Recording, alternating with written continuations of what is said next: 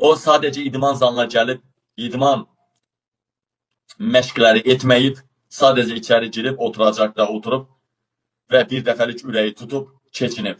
Onu heç bir ekspertiza etmədilər. Sürətli şəkildə dəfn prosesini apardılar. Çünki o zəhərlənərək öldürülmüşdü. Cabir İmanovun bugün aradan götürülməsi təsadüfi deyil. Bugün qiymət artımı xalq arasında ciddi narazılığa səbəb olubdur. Bu sifarişli qətl həm də gündəmi dəyişmək məqsədi daşıyırdı. Dəyərli anətələrim, dəyərli soydaşlarım, gördünüz siz. Deməli, gördünüz siz dostlar. Bundan başqa Cabir İmanovu zəhərlədilər, öldürdülər. Görürsünüz, Yaltağı da öldürürlər, Götəgirəni də öldürürlər.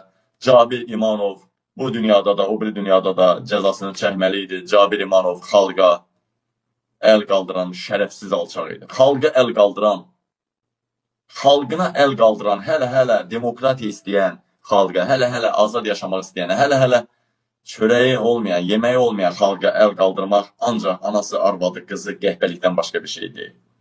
Baboş ol, Cabir İmanov olma.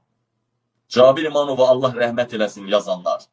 Sizin ölənlərinizin coruna düt və salam.